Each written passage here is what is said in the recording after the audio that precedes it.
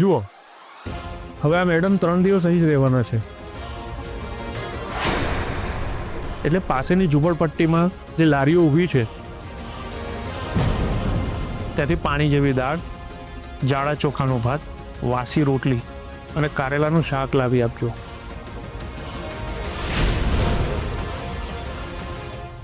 ના ના, હું આવું કંઈ નહીં ખાઉં. જો પ્લીઝ ઇન્સ્પેક્ટર સર, તમે આવું ના કરજો. જો હું તમારી સામે હાથ જોડું છું. અરે હું તમારા પગે પડવા પણ તૈયાર છું, પણ પ્લીઝ મહેરબાની કરીને મને અહીંયાથી જવા દો સર, પ્લીઝ. ખાલી 15 મિનિટ બાકી છે. મને નથી લાગતું હવે તમને કોઈ છોડાવવા આવશે. 1 મિનિટ સાહેબ.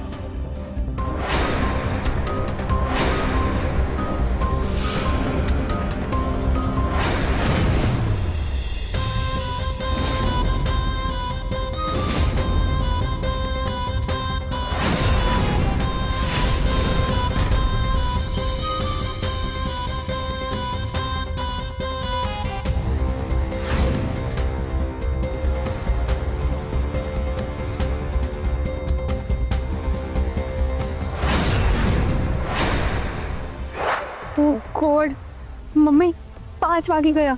હવે ઓ શિટ, હવે શું થશે? મને લાગે છે કે યારાને સોમવાર સુધી લોકઅપમાં જ રહેવું પડશે. ઓ ગોડ. મમ્મી, તમે ક્યારે લોકઅપમાં ગયા છો? એટલે હું તને ગુનેગાર લાગુ છું? હું શું કામ લોકઅપમાં જાઉં? નો નો મમ્મી, આઈ મીન ટુ સે કે તમે લોકઅપમાં કોઈને મળવા ગયા છો કે નહીં એમ. હા, આવી રીતે તો લોકઅપ અને જેલ બંને જોયું છે મેં.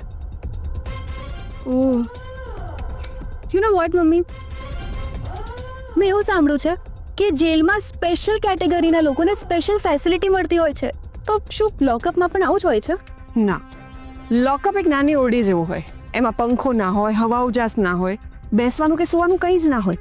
આપણે જમીન પર સૂવું પડે અને બધાને એક સાથે રાખવામાં આવે છે.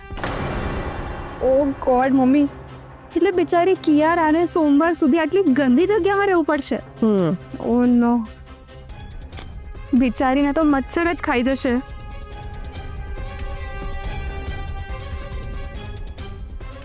મમ્મી શું થયું? તમે શું વિચારી રહ્યા છો?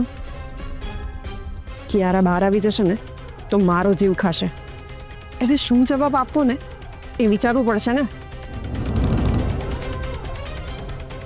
મમ્મી, હમણાં 5 વાગ્યાનો અલાર્મ વાગ્યું ત્યારે આપણે કેટલા ડરી ગયા હતા. અરે ત્યાં ઘડિયાળનો કાંટો 5 વાગ્યા તરફ આગળ વધતો હશે ત્યારે પેલી કિયારાની શું હાલત થતી હશે મમ્મી.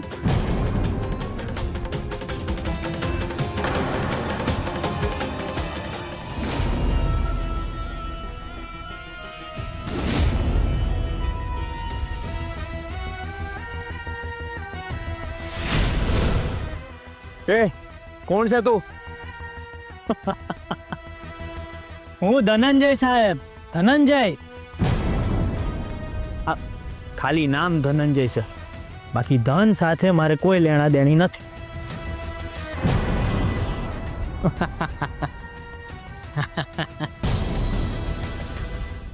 હા ઠીક છે, પણ કામ શું છે એ બોલ. કામમાં એવું છે ને સાહેબ કે તમે આજે જે માલ પકડ્યો છે ને એ મારો જ છે. માલ? કયો માલ? કયો માલ?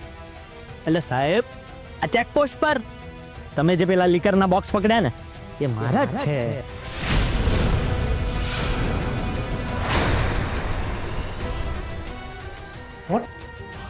હા, મારા જ છે. જોયું જોયું, મેં તમને કહ્યું હતું ને કે એ બોક્સ મારા નથી. હા સાહેબ, એ મારા જ છે. હા, મારા માણસે પોલીસી એટલે તમારાથી બચવા માટે આ મેડમની ગાડીમાં મૂકી દીધા. જોયું, હું તમને ક્યારેય કહેતી હતી ત્યારે તમે મારી વાત સાંભળવા તૈયાર નહોતા.